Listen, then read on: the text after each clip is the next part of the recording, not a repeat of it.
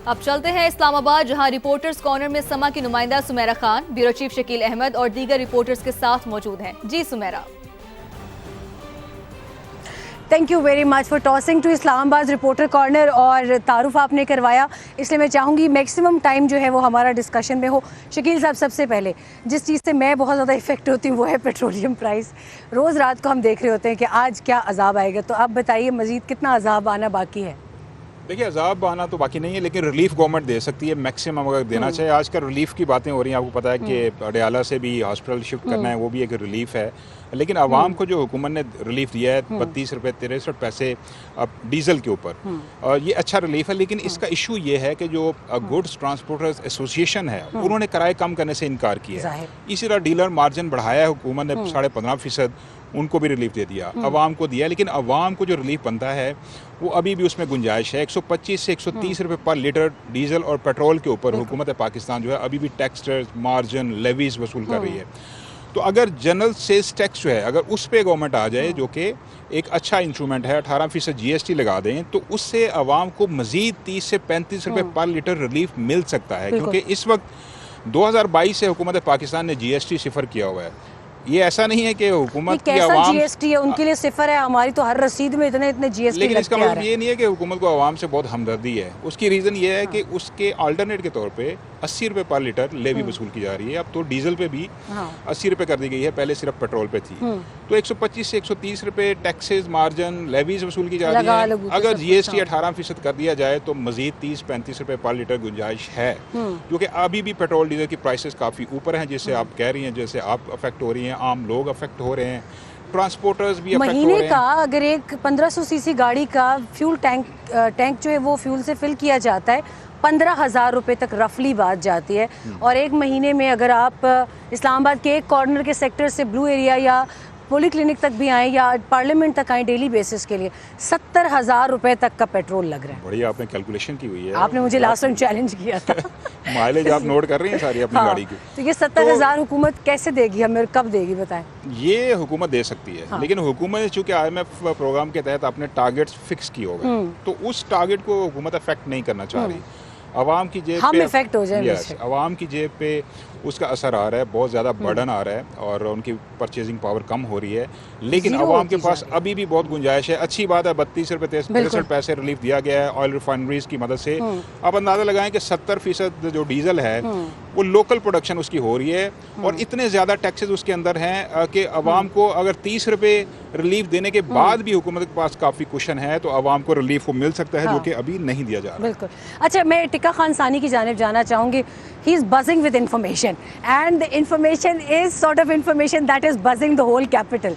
ये क्या कहानी है शिफा इंटरनेशनल की, और कब लाया जा रहा है इमरान खान को, बानी PTI को? और बीमारियों की भी बात हो रही है, एक मरतबा फिर से बहुत सारी कयास आराइयाँ, कोई कहता है वो वहाँ से बनी गाला, फिर बनी गाला से नथिया गली, ये चल क्या रहा है? What's going on? बेसिकली जो शिफा की इंतजामिया है उन्हें तो अभी बिल्कुल किसी किस्म की इंफॉर्मेशन नहीं दी गई। असल खबर तो ये है, या वो कहते होंगे हमें नहीं है अभी। असल खबर तो ये है कि शिफा नहीं शिफा की इंतजामिया को बताया ही नहीं गया आप कब शिफ्ट करना है। सिक्योरिटी मैयर्स ज़रूर लिए गए हैं एक्सटर्नल और उसके साथ साथ इंटरनल, लेकिन शिफा की इंतजामिया इस पे लाइल्म है कि कब आ रहे हैं। कोर्ट का ऑर्डर है, जाहिर है अब कुछ टाइम बाकी रह गया है, उसके मुताबिक देखिए क्या स्ट्रेटजी है हुकूमत की। बाकी रह गया है? आज रात तक शिफ्ट करने की पाबंदी है, चूँकि अब तो वापस भी ले लिया ना, अब तो 12 से पहले। अभी चूँकि अगर 24 घंटे का देखें तो 2 दिन तो मुकम्मल हो गए, और जो ऑर्डर वेबसाइट पे आया है तहरीरी, उसके बाद टाइम अब ख़त्म होने के करीब है। लेकिन अभी तक कोई किसी किस्म के असरात नहीं मिले कि वो आ रहे हैं शिफा में। पिम्स में तो चूंकि ऑर्डर ही नहीं है, हालांकि ऑर्डर तो ये होना चाहिए। वैसे पिम्स क्यों हेट लिस्ट पर आ गया है? बेसिकली कानून तो ये कानून तो हेट लिस्ट, हालांकि पिम्स ने बड़ा ज़बरदस्त ट्रीटमेंट दिया, बड़ा अच्छा किया आपने ये सवाल किया। One of the best hospitals in the world, अगर थोड़ी मैनेजमेंट मतलब एडमिनिस्ट्रेशन ठीक हो जाए। बिल्कुल।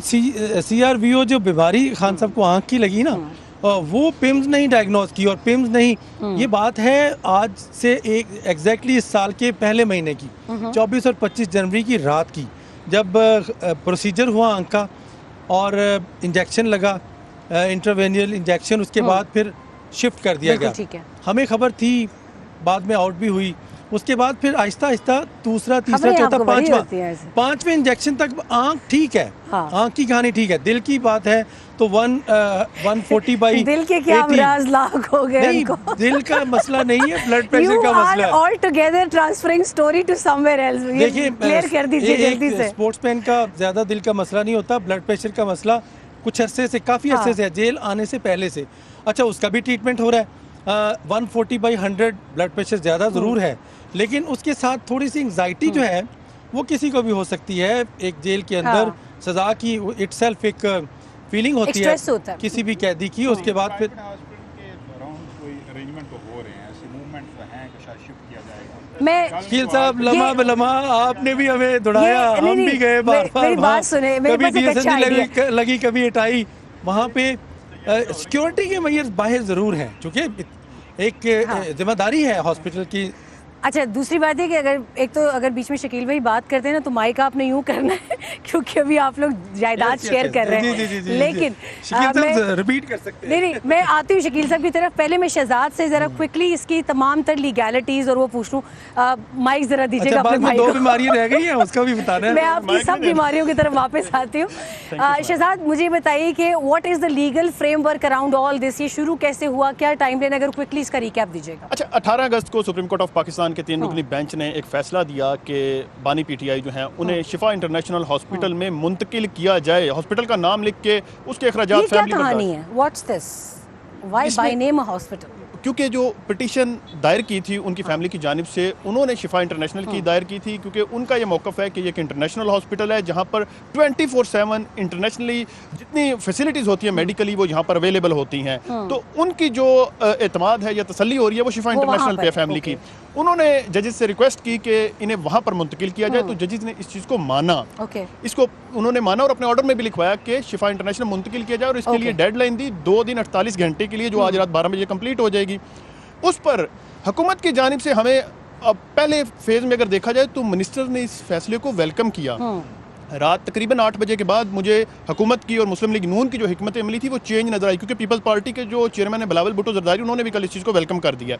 अब नून लीग एक तरफ खड़ी है और गवर्नमेंट एक तरफ खड़ी है, और उनका ये कहना है कि आजम नज़ीर तारड़ साहब उसके बाद आ जल्दी जाते से हैं। मुकम्मल करेंगे, किसी भी वक्त लाहौर जाना पड़ सकता अच्छा, है, जल्दी कीजिए। चीफ कमिश्नर ने एक पिटीशन दायर की जिसे आज रजिस्ट्रार ऑफिस की जानिब से इतराज लगाकर वापस कर दिया गया। अब इसके खिलाफ इस वक्त जो तहरीक इंसाफ के वकला हैं वो अडियाला जेल के बाहर मौजूद हैं और वो सिग्नेचर करवाना चाहते हैं कंटेम्प्ट पिटीशन जो गवर्नमेंट के खिलाफ आने वाली है सुप्रीम कोर्ट ऑफ पाकिस्तान में। अगर आज रात 12 बजे तक हुकूमत इस फैसले पर अमल नहीं करती तो अब देखना है कि हुकूमत 12 बजे से पहले पहले इस पर अमल दरामद करती है, उन्हें जिस हॉस्पिटल का कहा गया है वहां पर मुंतकिल करती है या नहीं करती, फिर यानी कंटेम्प्ट की आज रात पिटीशन 12 आएगी। बजे तक तमाम कहानी खुल के आएगी। टिका आपकी और सब जेल भी करार नहीं दिया टिका गया। जिस लम्हे का डर था वो आ गया है, लाहौर वापस जाना है। आपकी और खान साहब की बीमारियों और पेट्रोलियम की बीमारियों पे हम दोबारा आएंगे और हमारी कोशिश होगी कि इसी वीक में दूसरा रिपोर्टर कॉर्नर करके इसका हाथा किया जाए।